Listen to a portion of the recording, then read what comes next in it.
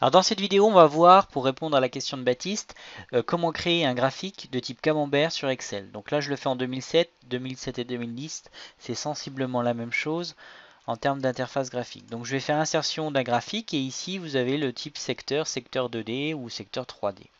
Donc vous pouvez faire un graphique comme ceci. Si vous faites un graphique sans avoir sélectionné les données, vous allez avoir normalement... Alors, ça dépend comment vous mettez. Si vous mettez ici, vous faites insertion d'un graphique, graphique 2D, vous n'avez rien. Si vous sélectionnez votre plage de valeur juste avant et vous faites l'insertion d'un graphique de type, par exemple 2D, vous avez ici le reflet de la mise en forme des données tout de suite. Donc vous avez les différents travaux, travaux 1, travaux 2, travaux 3, les différentes données avec ici la portion de camembert correspondante.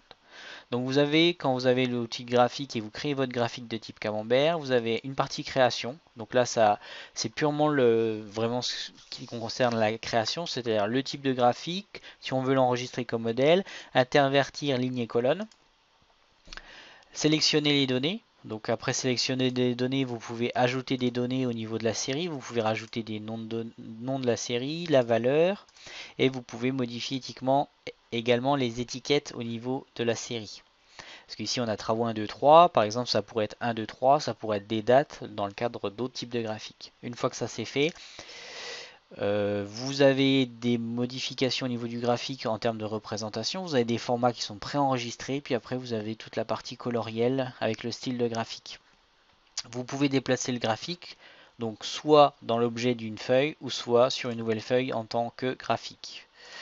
Et après, vous avez la disposition. Alors la disposition, ce qui est intéressant au niveau de la sélection, vous avez ce que vous sélectionnez.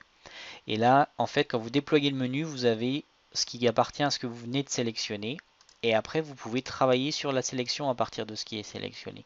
Donc si par exemple vous sélectionnez les points travaux, vous avez la possibilité ensuite de travailler sur la mise en forme par rapport à cette série points travaux.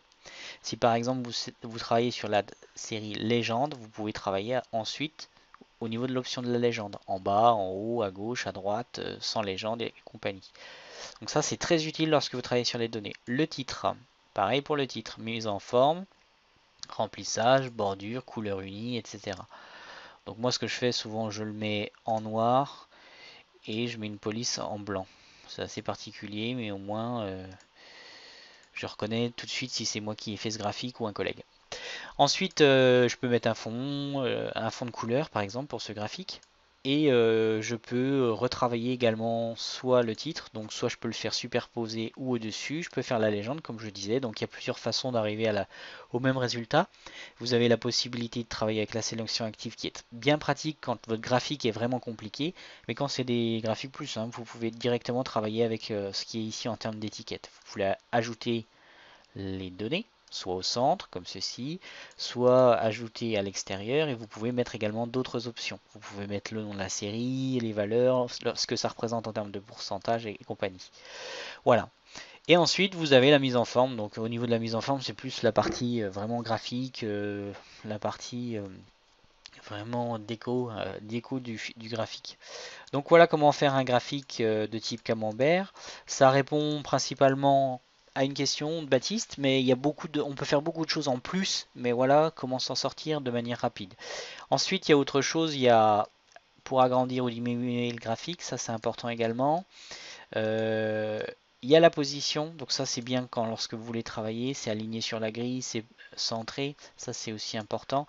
Et aussi, si vous n'arrivez pas et vous êtes coincé au niveau des proportions, vous pouvez travailler directement avec la taille ici, ça c'est bien pratique également. Voilà concernant la partie graphique et comment faire un graphique camembert. Je vous remercie pour votre attention et je vous dis à très bientôt sur le site internet.